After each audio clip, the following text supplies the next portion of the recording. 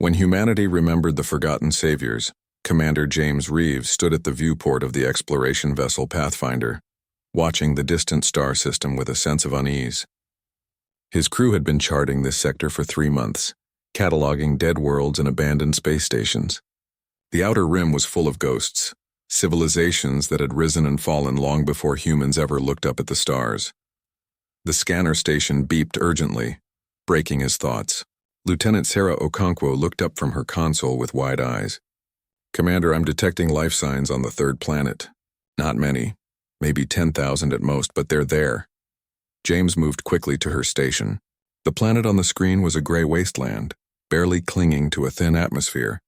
"Nothing should be alive down there." "Are you certain?" "Yes, sir. The signatures are faint but consistent with biological activity. There are also structural remains.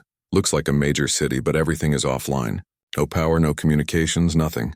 Dr. Marcus Webb, the ship's chief science officer, joined them at the console. He was a tall man with silver hair and sharp eyes that missed nothing. "Commander, this system matches descriptions from the ancient archives. I think this might be a Velkari colony." James felt his pulse quicken. The Velkari were legend, one of the oldest spacefaring species ever recorded. Human archaeologists had found references to them in ruins scattered across a dozen worlds. But no one had seen a living Velkari in over 2,000 years. Most scholars believed they were extinct. "Take us in closer," James ordered. Full sensor sweep. "I want to know everything about that planet before we commit to a landing." As the Pathfinder approached, the true extent of the devastation became clear. The planet had once been beautiful, covered in vast cities that stretched from pole to pole. Now those cities were ruins, crumbling towers and broken domes that spoke of a civilization in its final days. The atmosphere was toxic, barely breathable even with assistance. How are they surviving down there? Sarah wondered aloud. Marcus studied the data streaming across his screen. Underground habitats, I think. The life signs are concentrated in cavern systems beneath the surface. They must have retreated there when the surface became uninhabitable. James made his decision quickly. Prepare a landing party. Full environmental suits and medical equipment. If there are survivors down there, they need help. 6 hours later, James led a team of 12 through the airlock of a landing shuttle and onto the surface of the dead world. The gray dust beneath their feet had once been soil, but centuries of atmospheric decay had turned it to ash. The ruins of the city loomed around them, silent monuments to a people who had once reached for the stars. They found the entrance to the underground settlement after 2 hours of searching. It was a massive airlock built into the side of a mountain, sealed but still functional. Marcus worked with the alien technology for 30 minutes before the door groaned open, revealing a dark corridor that descended into the planet's crust. The Velkari settlement was dying. James could see it in every corridor they walked, every chamber they passed. The lights were dim, powered by failing generators. The air recyclers coughed and sputtered. In the living quarters, the Velkari themselves sat in small groups, their gray skin pale with illness, their large eyes dull with resignation. An elderly Velkari approached them slowly, leaning heavily on a walking staff. She was small, barely reaching James's chest, but she carried herself with dignity. When she spoke, her voice was surprisingly strong, transmitted through a translation device on her collar. "Humans," she said simply, "we did not expect to see your kind here. I am Elder Nethra, guardian of this colony. There are few of us left now, perhaps 8,000 souls. We are the last of the Velkari people." James removed his helmet respectfully. "Elder Nethra, I am Commander James Reeves of the United Earth Exploration Fleet. We detected your life signs and came to investigate." "What happened here?" Nethra's eyes grew distant. "Time happened, Commander. We are an ancient people, older than most species can imagine. We have watched civilizations rise and fall like waves on a shore, but all things must end, even us. Our sun is dying, our technology failing, and our numbers too few to rebuild. We simply await the end with what grace we have left." "How long?" Marcus asked quietly. "Perhaps 5 years? Perhaps less. Our life support systems are failing one by one, and we lack the resources to repair them. We have sent no distress calls. There is no one left in the galaxy who remembers us, no one who would care if the last Velkari fade into darkness." James felt something stir in his chest, a memory from his academy days. "Elder Nethra, may I ask you something? Does the name Earth mean anything to your people?" The old Velkari's eyes widened slightly. Earth, yes, we know that world. It was one of our projects long ago. Why do you ask? What kind of project? Nethra was silent for a long moment. Finally, she gestured for them to follow her deeper into the settlement. She led them to a chamber filled with ancient computers and display screens, most of them dark and dead. But one screen still flickered with life, showing star charts and planetary data. 50,000 of your years ago, Nethra began. The Velkari were at the height of our power. We had seeded 1,000 worlds with life, guided 100 species toward intelligence and civilization. Earth was one of our most promising projects. We found primitive humans there, barely more than animals, struggling to survive in a hostile world.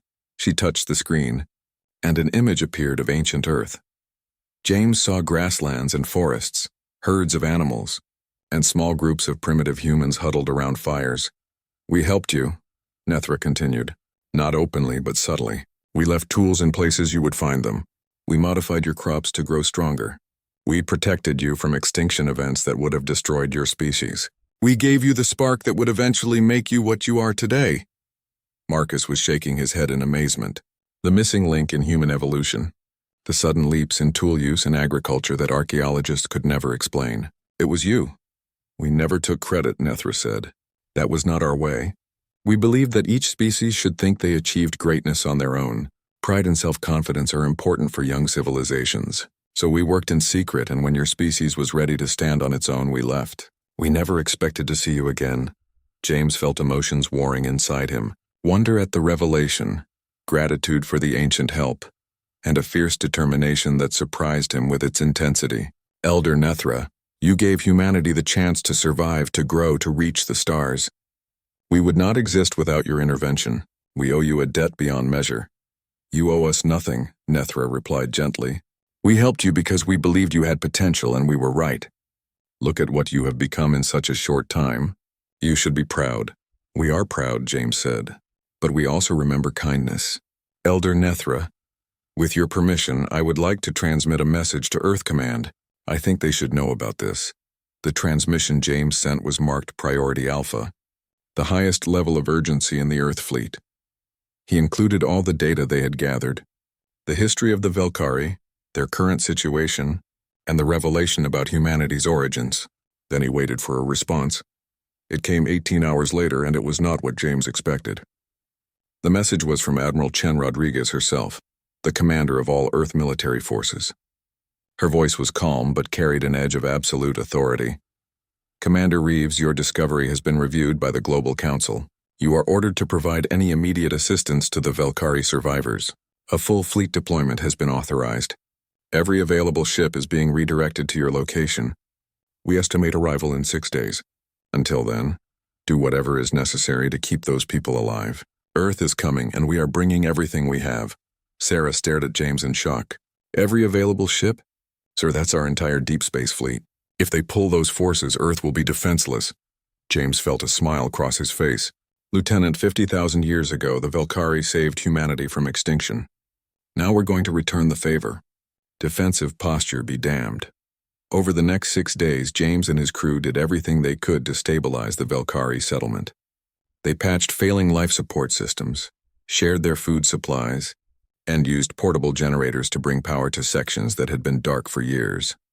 Dr. Webb worked around the clock with Velkari engineers, learning their technology and finding ways to keep critical systems running. Elder Nethra watched it all with growing wonder. You risk so much for us, she said to James on the 4th day. We are strangers, a dying people with nothing to offer. Why? Because you didn't think that way 50,000 years ago, James replied. You helped a primitive species that had nothing to offer you. You did it because you thought it was right. Now we're doing the same thing. On the 6th day, the first human ships began arriving. Sarah called James to the communications center, her voice trembling with emotion. Commander, you need to see this. James looked at the tactical display and felt his breath catch.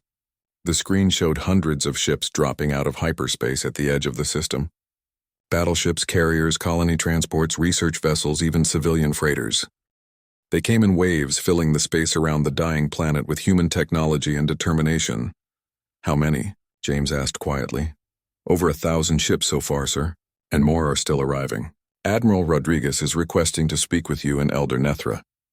The Admiral's face appeared on the main screen, her expression serious. Commander Reeves, Elder Nethra, I am Admiral Chen Rodriguez of the United Earth Fleet. On behalf of all humanity, I want you to know that Earth remembers. We know what your people did for us, and we will never forget that debt. The Velkari saved humanity once. Now humanity is going to save the Velkari. Elder Nethra stood before the screen, tears running down her gray face. Around her, other Velkari had gathered, staring at the display showing the massive human fleet that had come to their rescue. For the first time in decades, there was hope in their eyes. You came, Nethra whispered. After all this time, across all this distance, you remembered us. We will always remember, Admiral Rodriguez said firmly. Humanity never forgets those who helped us when we needed it most. Now, Elder Nethra, let's talk about how we're going to bring your people home. As the human fleet moved into position around the dying world, James Reeves looked out at the stars and thought about the strange path that had led to this moment. 50,000 years ago, an ancient species had reached down to help primitive humans survive. Now those humans had become something the Velkari could never have imagined, a civilization that remembered kindness and repaid it without hesitation. The galaxy was about to learn something important about humanity. They didn't just remember their friends. They moved heaven and earth to protect them.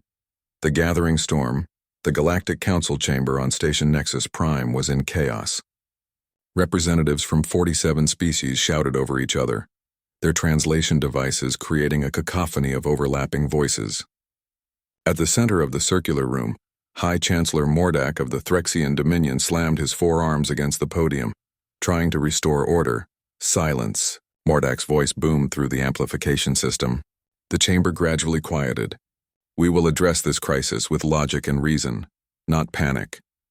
Ambassador Kelvin Zhao of Earth stood calmly at the human delegation platform, seemingly unaffected by the uproar his people had caused. He was a thin man with steel-gray hair and eyes that had seen decades of diplomatic negotiations. He knew exactly what he was doing here. Ambassador Zhao, Mordak said, his tone dripping with barely controlled anger. Perhaps you can explain why your species has mobilized its entire military fleet without council approval. The movement of such forces requires authorization under the Treaty of Galactic Peace. You have violated that treaty. Kelvin smiled slightly. High Chancellor, with respect, the treaty you mentioned specifically allows for humanitarian missions without prior approval. We have not mobilized for war. We have mobilized to save lives. Don't play semantic games with this council, snapped Ambassador Vrel of the Zephlon Collective. The insectoid creature's mandibles clicked with agitation. Over 1,000 warships do not constitute a humanitarian mission. Your fleet includes enough firepower to conquer a dozen star systems. Our fleet includes enough capability to help a dying civilization, Kelvin corrected. The Velkari need advanced technology, massive resources, and coordinated effort on a scale that requires significant assets. We brought what was necessary to save them. The Velkari? Mordak's eyes narrowed. That ancient species disappeared millennia ago. Why would humans suddenly care about some forgotten remnant colony? Kelvin's expression hardened. Because the Velkari are the reason humanity exists at all. They helped our species survive and evolve 50,000 years ago. Now they need help and we will provide it. That is not negotiable. The chamber erupted again. Several delegates demanded that humanity withdraw immediately. Others called for sanctions. The Krillian ambassador even suggested military intervention to force human compliance. Kelvin waited for the noise to die down, then spoke with quiet intensity. Let me be very clear about humanity's position. We are going to save the Velkari. We will use every resource at our disposal. We will spend every credit in our treasury. We will risk every ship in our fleet. Nothing any of you say or do will change that. The only question is whether you will help us or try to stop us. And if we try to stop you, Mordak asked dangerously, then you will fail, Kelvin said simply, and you will learn something about humanity that I hoped you would never need to learn. We do not abandon those who helped us. We do not calculate whether saving lives is convenient or politically acceptable. When someone needs help, especially someone who once helped us, we act. That is who we are. Across the galaxy, military commanders and intelligence analysts were reaching the same conclusion. The human fleet at the Velkari system represented an unprecedented threat.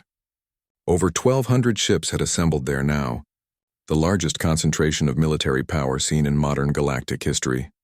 Admiral Kresh of the Zephlon Collective Defense Force studied the tactical reports with growing concern. His species had fought wars against the humans before, small border conflicts that had been resolved diplomatically. The humans had been formidable opponents, but their forces had been scattered across their territory. Now they had concentrated everything in one system. How many of our ships would it take to neutralize that fleet? Kresh asked his tactical officer. The officer hesitated. Admiral, based on our intelligence, the human fleet includes capabilities we have never seen them deploy before. New weapon systems, enhanced defensive screens, coordination protocols that suggest a level of integration far beyond what they previously demonstrated.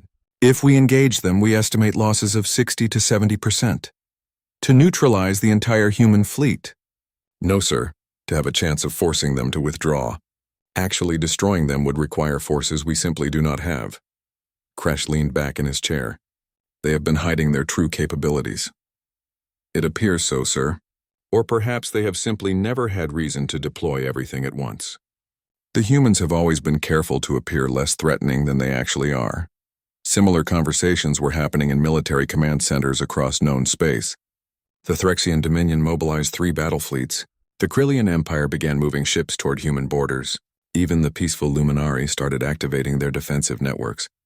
Everyone was preparing for war. Everyone except the humans. At the Velkari system, Admiral Rodriguez stood in the command center of the flagship Endeavor, coordinating the largest rescue operation in human history. Around her, dozens of officers managed thousands of simultaneous tasks with practiced efficiency. Admiral, the Threxian fleet has been detected at the edge of the sector, reported Captain Martinez from the tactical station. 67 capital ships and supporting vessels. They are maintaining a holding position 3 light-years away. Acknowledged, Rodriguez said calmly. Have they made any threatening moves? No, ma'am. They appear to be observing only. Then we ignore them and continue operations. Commander Willis, what is the status of the Stellar Stabilization Project? Commander Sarah Willis looked up from her engineering console. She was young for her rank, barely 30, but she had designed half the systems being used in the rescue effort. We are ready to begin Phase 1, Admiral. The solar collectors are in position around the Velkari sun. We will start funneling concentrated energy into the star's core within the hour. If the models are correct, we should see results within 3 weeks, and if the models are incorrect, then we try something else.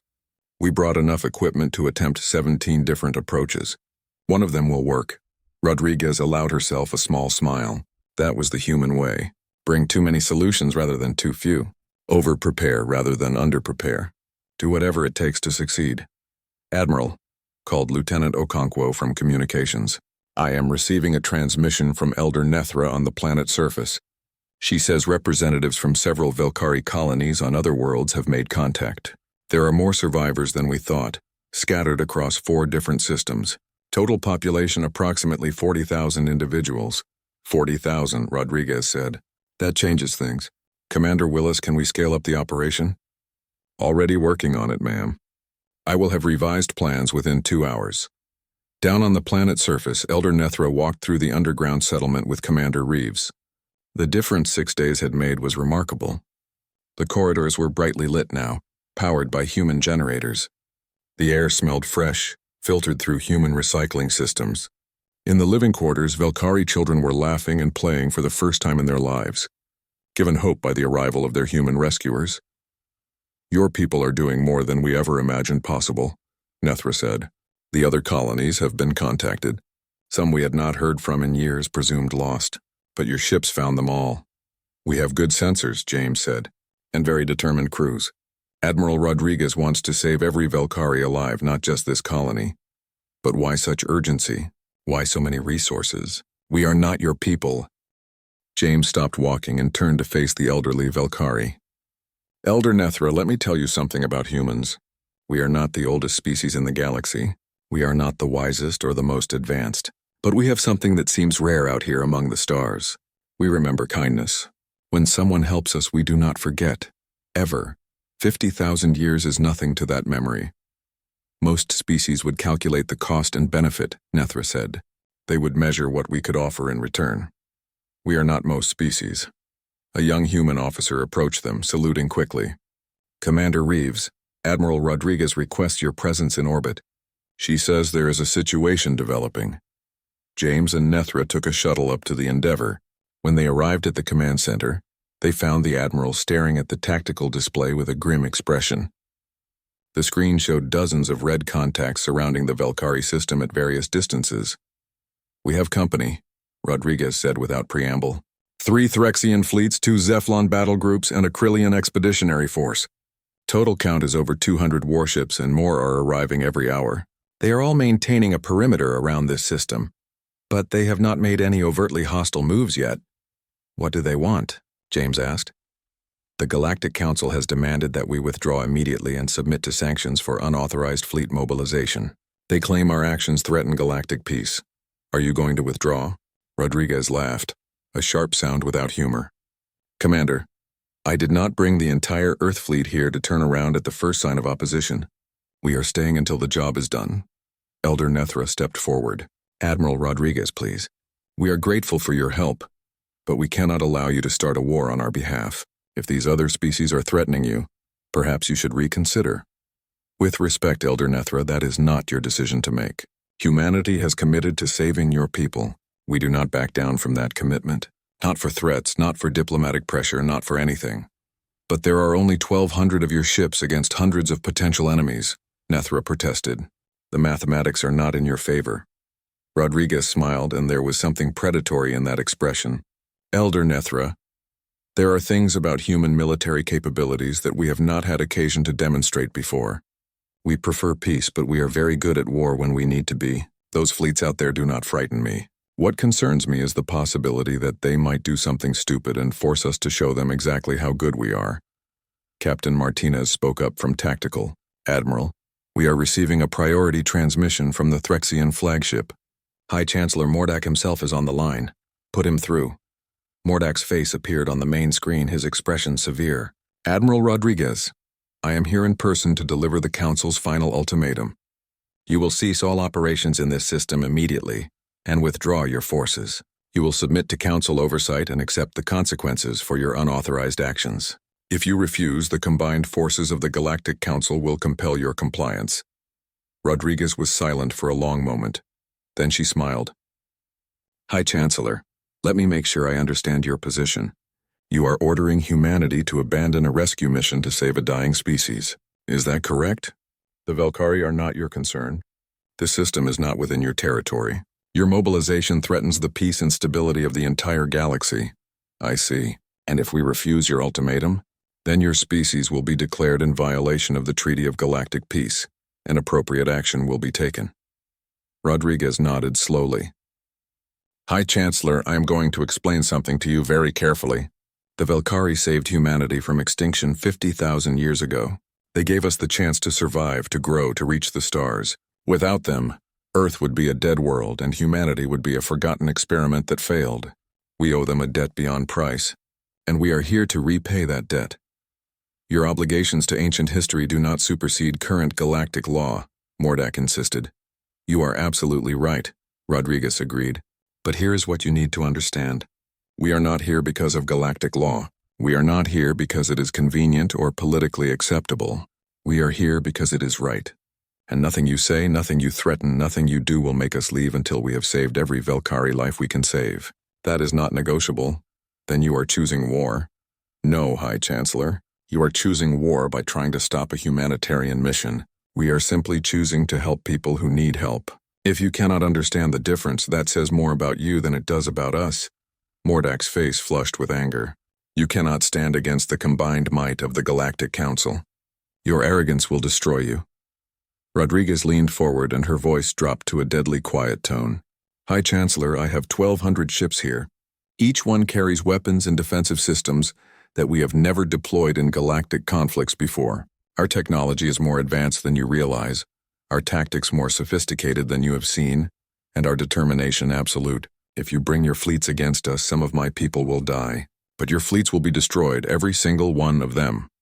Is that really the lesson you want to teach the galaxy about interfering with humanitarian missions?" The transmission ended abruptly. In the command center, there was silence for several seconds. Finally, Commander Willis spoke up. Admiral, was that a bluff? Rodriguez shook her head. No, Commander. That was a promise. If they force us to fight, we will win, and they will learn what happens when someone tries to stop humanity from protecting those we care about. She turned to face Elder Nethra, and her expression softened. I apologize for the harsh language, Elder Nethra, but I meant every word. No one is going to stop us from helping your people. No one. Nethra stared at the human admiral with tears in her ancient eyes. I begin to understand what we created 50,000 years ago. We gave you the chance to survive. You became something that values loyalty above everything else, even your own safety. You gave us more than survival, James said quietly. You gave us an example. You showed us that the strong should protect the weak, that the advanced should help the struggling, that kindness matters more than politics. We learned that lesson well. Out in space, the fleets of the Galactic Council maintained their positions, watching the humans work. None of them knew it yet, but they were about to witness something that would change galactic civilization forever. They were about to see what happened when humanity decided to protect someone, and the galaxy would never be the same. The galaxy's awakening. The standoff continued for 3 days. The Galactic Council fleets maintained their perimeter around the Velkari system, while human ships worked with relentless efficiency on the rescue operation. Neither side had fired a shot, but the tension grew with each passing hour. On the bridge of the Threxian flagship Dominion's Pride, High Chancellor Mordak watched the tactical displays with growing frustration. The humans showed no signs of backing down. If anything, they were accelerating their efforts, working around the clock to save the Velkari. What are they doing now? Mordak demanded. His tactical officer studied the sensor readouts. They have positioned massive energy collectors around the Velkari sun, High Chancellor. Based on the configuration, they appear to be attempting to stabilize the star itself. That is impossible. No species has the technology to prevent stellar collapse. The humans seem to disagree, sir. They have also begun terraforming operations on all 4 Velkari colony worlds simultaneously. Their engineering capacity is far beyond what our intelligence had indicated. Mordak slammed his fist against the arm of his command chair. 3 days ago, he had been certain the humans would fold under council pressure. Now he was beginning to realize he had drastically underestimated them. Admiral Kresh, Mordak called to the Zephlon commander, whose face appeared on a secure channel. Are your forces ready to move if we give the order? Kresh's mandibles clicked with uncertainty. High Chancellor, I must advise against aggressive action. Our intelligence analysis has been updated. The human fleet is far more capable than we anticipated. Their defensive screens are powered by technology we have never encountered. Their weapon systems appear to be at least 2 generations ahead of our own. If we attack, we will suffer catastrophic losses. Are you saying we should simply allow them to violate the treaty? I am saying that forcing a military confrontation with humanity right now would be the worst strategic decision in Zephlon history. Perhaps we should reconsider our approach. Mordak ended the communication with disgust. He was beginning to suspect that the other council members were getting cold feet. No one had expected the humans to be this prepared, this determined, or this dangerous. Down on the planet's surface, the transformation was accelerating. Human engineers had established a massive processing facility that was converting the toxic atmosphere back into something breathable. The work proceeded at a pace that seemed impossible to the Velkari watching it. Elder Nethra stood with Commander Reeves on a newly constructed observation platform, looking out over what had been dead wasteland just days ago. Now the ground was covered with temporary habitation domes, power stations, and atmospheric processors. Thousands of humans worked alongside Velkari, teaching them, helping them, saving them. How are you doing this so quickly? Nethra asked. This work should take years, decades even, James smiled. We are very good at rapid deployment when it matters. Every human here knows why we are doing this. Your people saved us once. Now we save you. That is motivation enough to move mountains. A young Velkari named Selrun approached them. She had been working with the human engineers for days, learning their systems. Elder Nethra, you should see what they are planning for the northern continent. They want to build an entire new city there, one that can support 50,000 Velkari comfortably, and they say they can complete it in 6 months. 6 months? Nethra was stunned. That would normally take a generation to build.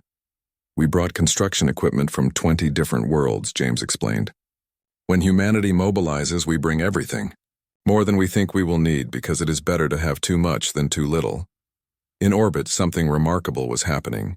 The human energy collectors around the Valkyrie sun had activated, funneling massive amounts of concentrated radiation back into the star's core. For 3 days, scientists had monitored the star's reaction with growing hope. Now the results were becoming clear. Admiral Rodriguez, Commander Willis called out with barely restrained excitement. The star is responding. Core temperature is rising. Fusion reaction is strengthening. Admiral, it is working. We are bringing the star back to life. Rodriguez allowed herself a moment of relief. How long until the star reaches stable output? At this rate, approximately 3 weeks until full stability. But the planets will start warming within days. The Valkyrie will not freeze anymore. Excellent work, Commander. Begin Phase 2 of the terraforming operation. Let's make these worlds habitable again. But not everyone was celebrating. On the Krillian command ship Imperial Fang, War Commander Thrace was meeting with his senior officers. The Krillians were a warrior species, proud and aggressive. They had watched the human mobilization with growing alarm, seeing not a humanitarian mission but a threat to Krillian dominance. We cannot allow this to stand, Thrace declared. If the humans succeed here, they will be emboldened. They will continue expanding their influence, interfering in affairs throughout the galaxy. We must stop them now while we still can. War Commander, his intelligence officer said carefully, our analysis suggests engaging the human fleet would be extremely costly. They have capabilities we do not fully understand. Then we will learn about those capabilities in battle, Thrace said. Prepare the fleet to attack. We will strike their command ship first, decapitate their leadership. Without coordination, their fleet will be vulnerable. Sir, the other council fleets may not support such an action. Then we attack alone. The Krillian Empire does not need permission to defend its interests. 12 hours later, the Krillian fleet began moving toward the Valkyrie system. 53 warships, the pride of the Krillian military, accelerating to attack speed. On the human flagship, alarms began sounding immediately. Admiral, the Krillian fleet is breaking formation, Captain Martinez reported urgently. They are on an attack vector heading straight for us. Weapons are charging. Admiral, they are going to attack. Rodriguez felt ice settle into her stomach. She had hoped it would not come to this, but she had prepared for it. All ships, battle stations, activate defensive screens. Prepare weapons, but do not fire unless fired upon. I want every ship recording everything. The galaxy needs to see who starts this fight. Throughout the human fleet, 1,200 ships responded with precision. Defensive screens came online, creating overlapping fields of protective energy. Weapon systems powered up. Targeting solutions locked onto the approaching Krillian vessels. The human fleet had been built for peace, but it was more than ready for war. Elder Nethra and Commander Reeves stood in the command center, watching the tactical display with growing horror. They are going to attack you, Nethra said. This is our fault. We should never have accepted your help. This is not your fault, Rodriguez said firmly. This is the Krillians choosing violence over compassion. They are about to learn a very hard lesson. The Krillian fleet crossed into weapons range. War Commander Thrace gave the order without hesitation. All ships open fire. Target their flagship. Destroy it. 53 Krillian warships fired simultaneously, unleashing enough destructive power to crack a planet. Missiles, energy beams, and kinetic projectiles screamed across space toward the Endeavor. It should have been more than enough firepower to overwhelm any ship's defenses. But the human defensive screens held. The energy shields absorbed the energy weapons. Point defense systems destroyed the missiles. Magnetic fields deflected the kinetic rounds. The Endeavor shook from the impact, but when the barrage ended, the ship was completely intact. Damage report, Rodriguez ordered. Defensive screens at 86%, Admiral, Martinez reported. No hull breaches, no casualties. All systems operational. Rodriguez nodded slowly. They have made their choice. All ships return fire. Target weapons and engines only. I want them disabled, not destroyed. We are not murderers. What happened next would be analyzed by military historians for centuries. The human fleet responded with devastating precision. 1,200 ships, each equipped with weapons technology that the Krillians had never seen, opened fire in perfect coordination. The Krillian fleet lasted 7 minutes. Human targeting systems were more accurate. Human weapons were more powerful. Human tactics were more sophisticated. One by one, the Krillian warships found their weapons destroyed, their engines disabled, their defensive systems overwhelmed. Not a single Krillian ship was destroyed completely, but within 7 minutes all 53 vessels were drifting helplessly. Unable to fight, unable to flee. On the bridge of the Imperial Fang, War Commander Thrace stared at his dead controls in shock. His mighty warship, the pride of the Krillian military, had been reduced to a powerless hulk in less than 10 minutes. Around him, his crew frantically tried to restore any system, any capability, but everything was offline. "Get me communications," Thrace ordered hoarsely. "Any channel." A voice came through the speakers, calm and controlled. "War Commander Thrace, this is Admiral Rodriguez of the United Earth Fleet. Your fleet has been disabled but not destroyed. Your crews are unharmed. We are transmitting our weapons telemetry and tactical data to every ship in this system. Let them all see exactly what happened here." Throughout the Velkari system, on the bridges of Council warships that had been watching the battle, military commanders stared at their sensor readings in disbelief. The data showed capabilities that should not exist. Human weapons that could precisely target specific systems from incredible distances. Defensive screens that could absorb punishment that would destroy any other ship. Coordination and tactical sophistication that spoke of centuries of military development. On the Threxian flagship, High Chancellor Mordak felt his confidence evaporate. "Those readings cannot be accurate," he said desperately. "No species is that advanced." "The readings are accurate, High Chancellor," his tactical officer replied. "The humans have been hiding their true military capabilities for decades. They are far more dangerous than we ever imagined." Admiral Kresh of the Zephlon Collective was having similar thoughts. His tactical analysts had run the numbers 3 times, and the conclusion was always the same. If the human fleet decided to attack, the entire Galactic Council armada would be destroyed within hours. The humans had brought enough firepower to conquer half the known galaxy, but they had not used that power for conquest. They had used it for rescue. Rodriguez's voice came through on an open channel that reached every ship in the system. "This is Admiral Chen Rodriguez to all Galactic Council forces. We did not come here to fight. We came here to save lives. War Commander Thrace chose to attack a humanitarian mission, and he has paid the price for that decision. His fleet is disabled but intact. His crews are alive, and we will provide rescue and repair assistance to any Krillian vessel that requires it. That is who we are. We help people, even those who try to hurt us." She paused, letting that sink in. "But let me be very clear about something. We are here to save the Velkari. Nothing will stop us from completing that mission. Nothing. If any other fleet decides to follow the Krillians' example, they will meet the same fate. We prefer peace, but we are very, very good at war. The choice is yours." On his flagship, Mordak made the hardest decision of his political career. Communications. Open a direct channel to Admiral Rodriguez. When Rodriguez's face appeared on his screen, Mordak could see the human was tired, but determined. "High Chancellor," she said, "I hope you are not about to make the same mistake as the Krillians." "No, Admiral. I am calling to request a ceasefire and negotiations. The Council wishes to discuss terms for allowing your humanitarian mission to continue."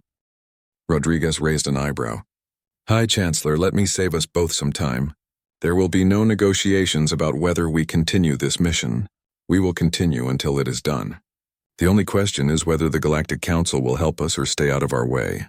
"Those are your options." Mordak felt anger flash through him, but he suppressed it. The human was right, and they both knew it.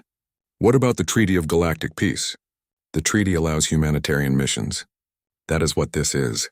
If you want to modify the treaty to require prior approval for such missions, we can discuss that after we finish saving the Velkari. Not before. And the Krillian fleet? We will repair their ships and send them home. No charges, no repercussions. They made a mistake. But we do not hold grudges against people who were simply following bad orders." Mordak was silent for a long moment. "Admiral Rodriguez, I think I am beginning to understand something about your species.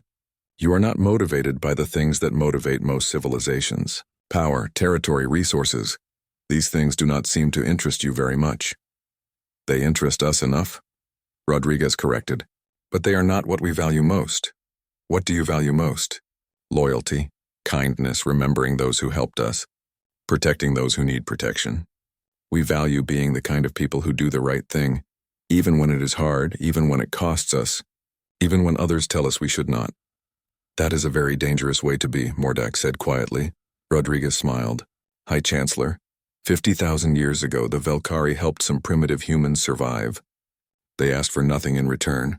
They simply believed we deserved a chance to live and grow. Now those humans have become a spacefaring civilization, and we have come to return the favor. If you think that is dangerous, perhaps you should consider what kind of galaxy you want to live in. One where kindness is remembered and repaid? Or one where everyone calculates the cost and benefit of helping others?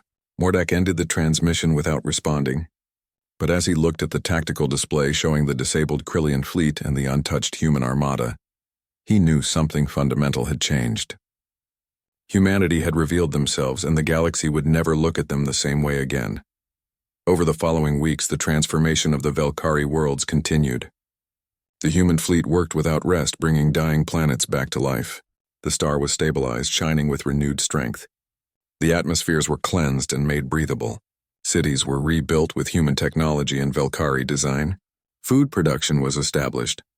Power generation was secured. And throughout it all, the other species watched and learned. The Galactic Council held an emergency session 3 weeks after the battle with the Krillian fleet.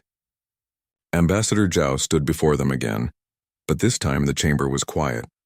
No one shouted. No one threatened. They simply listened as he spoke.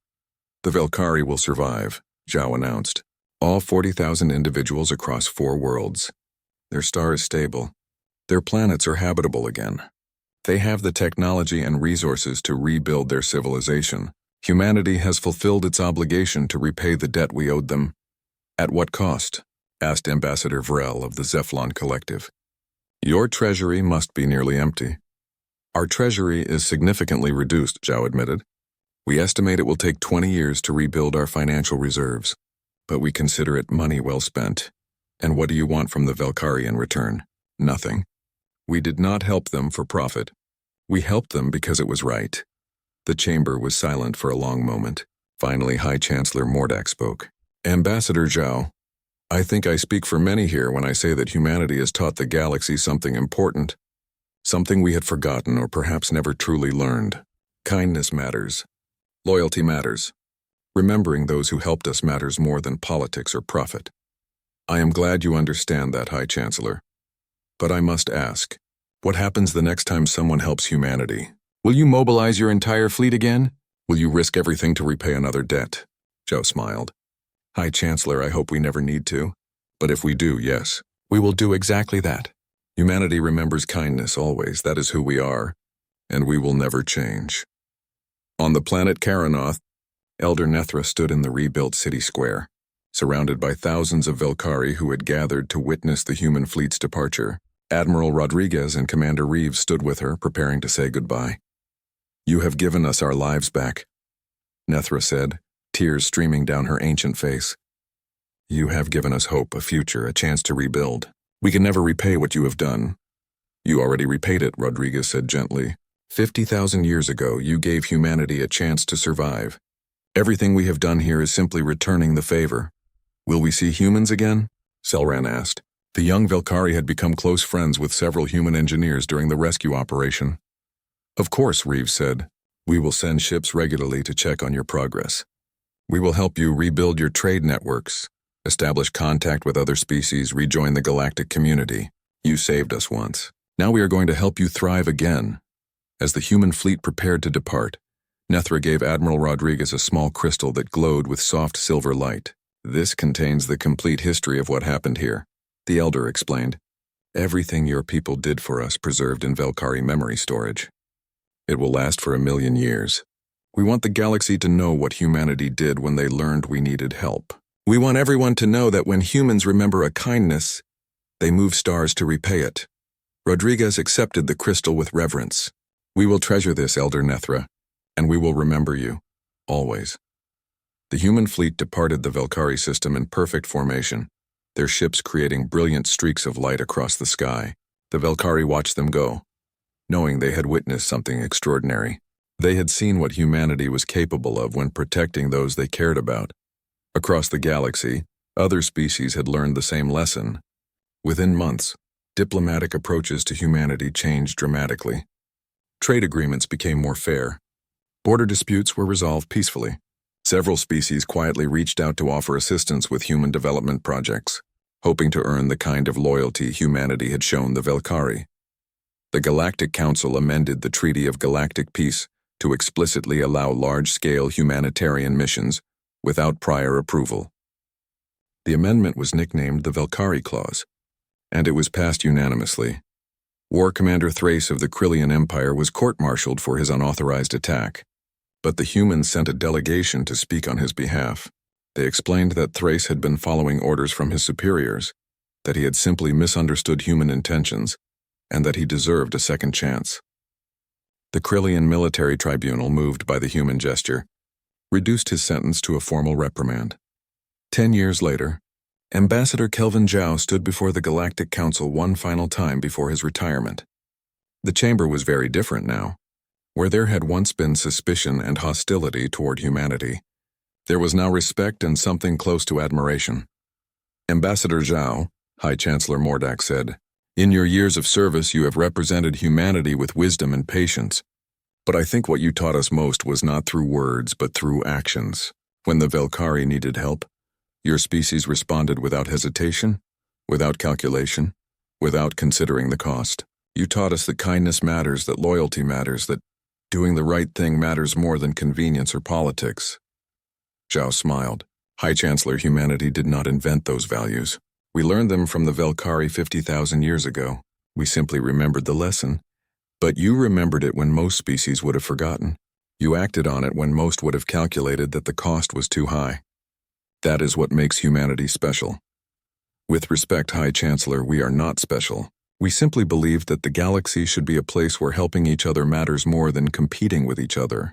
We believe that kindness should be remembered and repaid. We believe that loyalty and compassion are strengths, not weaknesses. Mordak nodded slowly. Perhaps that belief is what makes you special. 10 years ago I feared humanity. I thought your mobilization was a threat to galactic peace. Now I understand that you are not a threat. You are an example. You have shown us what we could all be if we chose to value the right things. As Zhao left the council chamber for the last time, he thought about the crystal that Admiral Rodriguez had brought back from the Velkari system. It sat in a place of honor at Earth's Global Council headquarters, glowing softly with its ancient light. Every human leader was required to hold it once, to hear the story of what it represented, because humanity had learned something important from the Velkari all those years ago. They had learned that the strong should protect the weak, that the advanced should help the struggling. That kindness given freely comes back when you need it most. And when the Velkari had needed help, humanity had remembered that lesson. They had mobilized their entire civilization, risked everything they had built, and saved a dying species because it was the right thing to do. The galaxy had trembled in fear when humanity moved. But what they should have feared was not human weapons or human strength. They should have feared human loyalty. Because once humanity decided to protect someone, nothing in the galaxy could stop them. And perhaps that was the greatest lesson of all.